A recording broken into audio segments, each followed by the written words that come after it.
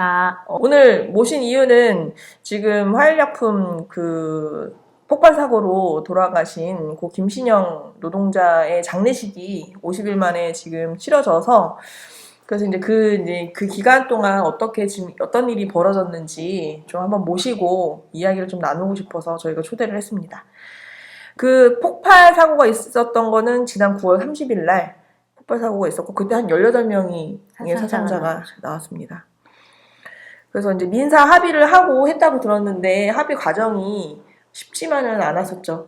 그렇죠. 네네. 그래서 이제 그 대책위가 화일약품중대재해 사망사고 대책위원회가 꾸려졌는데 그 꾸려지게 된 계기가 어떤 건지 좀 얘기 좀 해주세요. 사실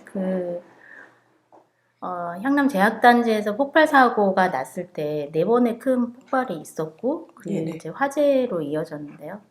그 당시에 집중했던 거는 이 제약 공장이기 때문에 화학물질 취급 사업장입니다. 그래서 네. 이게 화학사고로 화학물질이 유출이 되면 인근에 있는 지역 주민들까지 피해를 입을 수 있는 상황이어서 이게 화학물질의 유출이 있는지 없는지 화학사고 여부에 대해서 사실 좀 관심을 많이 가졌었죠.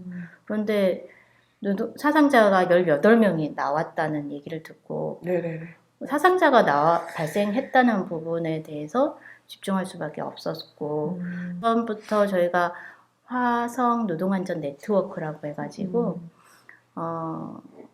화성 씨가 전국 지자체 사망 사고 산재 사망. 네, 산재 사망 사고 1위입니다. 네네네. 21년도에도 1위를 했고 지역 주민의 안전하고 건강할 권리 이런 걸 좀 같이 지역 차원에서 연대해서 좀 예방하는 노력들을 많이 해보자. 이렇게 해서 화성 노동안전 네트워크가 올해 초에 이제 출범을 했었고요. 네. 그래서 요 사상자가 발생한 부분에 대해서 대응이 필요하겠다. 이런 문제의식을 가지고 이제 환원액과 그 전국적으로 보면은 전국 단위의 중대재해 없는 세상 만들기 운동본부가 있습니다. 거기랑 좀 연락을 해서 대책회의를 좀 가졌습니다. 유족분들이 왜 자기 아들만 이렇게 피하지 못했는지 이런 게 너무 궁금하고 아무것도 들은 게 없다. 사실 유족분들 입장에서는 굉장히 답답했죠. 경찰 조사에서 그 회사 측에서 처음에 흘렸던 그런 얘기들이 사실이 아님이 좀 밝혀지는 과정이 있었습니다.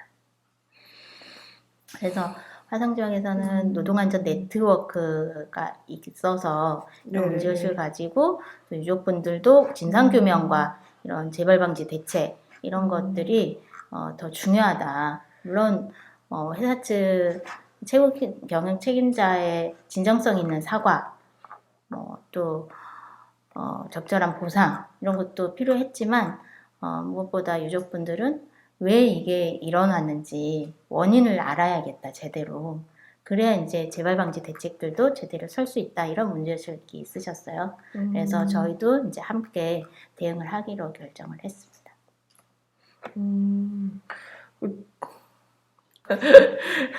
그렇게 되게 다양한 활동들을 여러 차례 했었잖아요. 네. 거기에서 좀 그 과정을 좀 짧게 설명해 주실 수 있을까 해서. 네.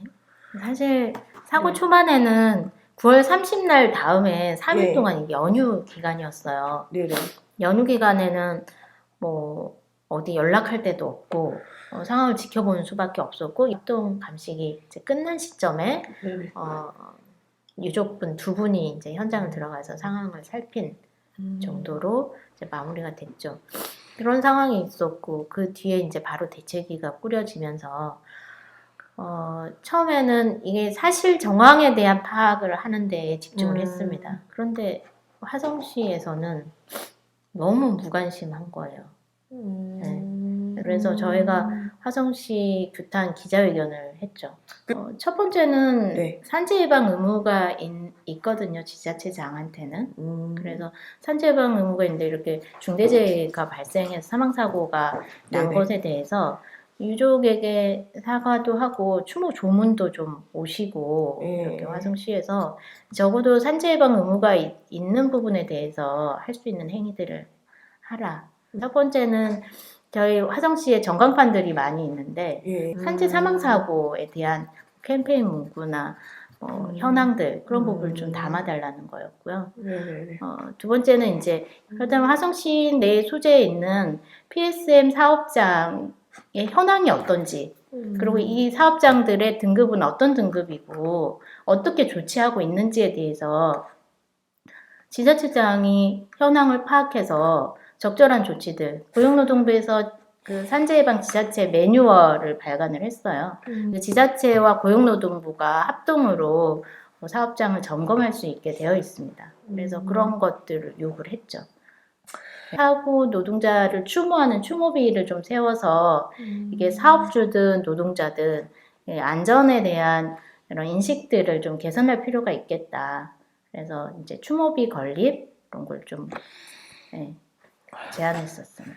사실 화성시 지역에서 이렇게 함께 대응했던 사례가 거의 처음이 아니었을까? 처음이죠? 네, 지역에서 뭔가 역사를 만들어가는 첫 시도라고 생각을 하고요. 저희가 이제 처음이기 때문에 부족한 게 많았어요. 그래서 중앙에 있는 중대재해 없는 세상 만들기 운동본부에서 자문도 받았고 또 유가족 산재 피해자 유가족 네트워크 다시는이라고 있어요. 거기에서도 이제 많은 도움을 주셨고 그리고 이제 민주노총 경기도 본부나 지부에서 이런 조직적인 지원들 이런 것들도 굉장히 역할이 컸다고 볼 수 있죠.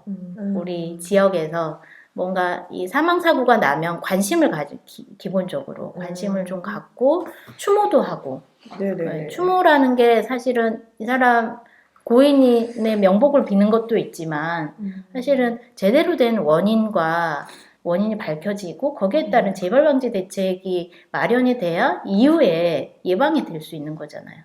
그래서 그런 공동의 목소리들을 냈다는 것에 굉장한 의미를 가질 수 있을 것 같습니다. 맞아요. 이제 유족 측에서 경영 책임자에 대한 구속고발을 진행한 상태고요. 그래서 기본적으로 이제 사업주들이 안전예방 의무를 제대로 하지 않았기 때문에 발생을 하는 거고, 그리고 이런 회사에서 이런 안전예방 의무 법을 지키지 않는 관리 감독을 했던 고용노동부가 제대로 역할하지 않고 지역사회에 있는 이 지자체에서도 이런 사업장을 허가권이 지자체에 있는 거잖아요. 이런 사고 발생했을 때 비상 대피 계획이 제대로 이루어져서 이 고 김신영님한테 대피 명령이 제대로 전달됐다면 고 김신영님이 이렇게 그 자리에서 사망을 할 이유가 없는 거잖아요. 이게 바로 인재라는 겁니다. 그런데 여전히 재수 없어서 실수로 이런 인식이 바뀌어 있다면 그래서 투자를 안 하는 거잖아요. 네, 그래서 저는 이런 인식들을 좀 바꿔나가야 된다.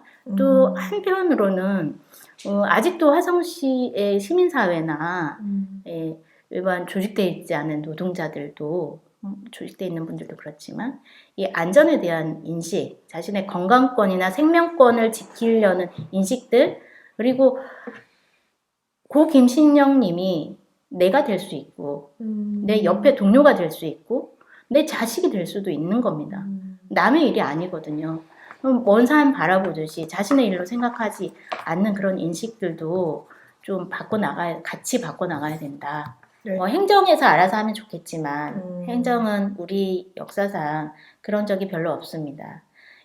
시민사회나 당사자들의 요구가 있었을 때 그걸 제대로 받아서 인식하고 만들어 나가는 역할이라도 좀 제대로 앞으로 됐으면 좋겠다는 바람이 있고요. 아까 그 화성시에 저희가 요구했던 것 중에 하나 빠진 게 있는데요.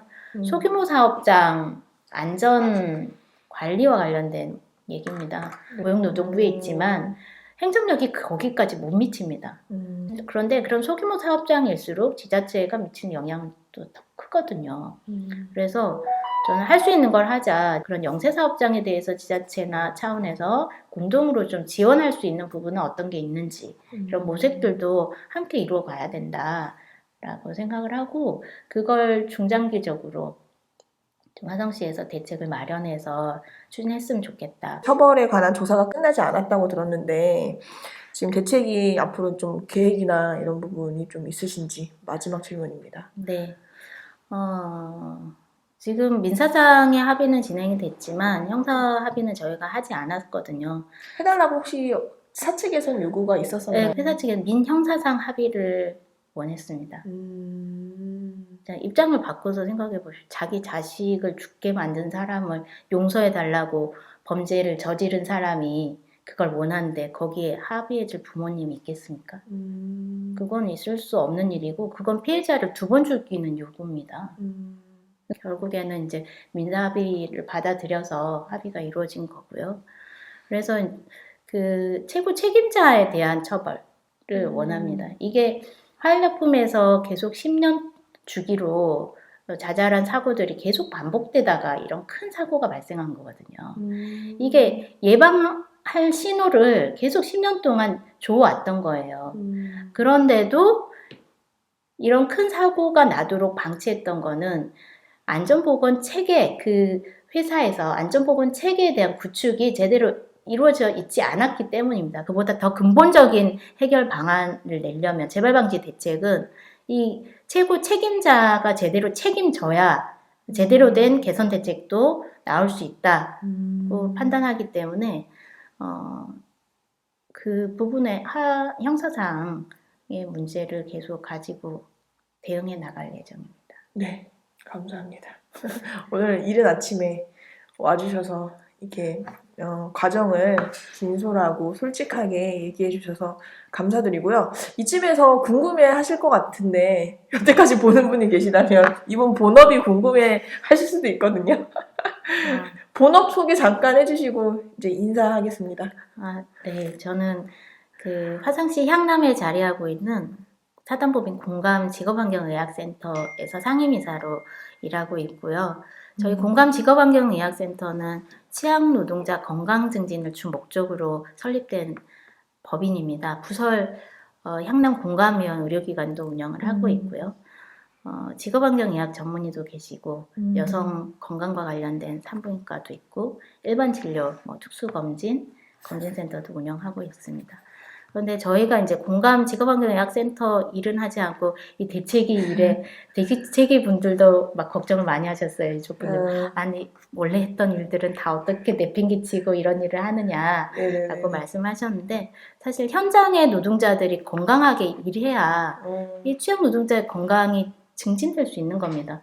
다 병들고 나서 병원 가서 약 타 먹는 거 물론 이미 병이 발생한 부분에 적절하게 조치가 이루어져야 되겠지만 그 병에 걸리지 않게끔 예방하는 것, 사고가 발생하지 않게끔 예방하는 이런 사회적 분위기를 만드는 것이 보다 근본적인 예방책이다. 이런 문제의식 속에서 집행위원장 자리를 중책을 좀 맡고 진행을 하게 되었습니다. 네네네, 감사합니다. 오늘 여기서 마무리하겠습니다.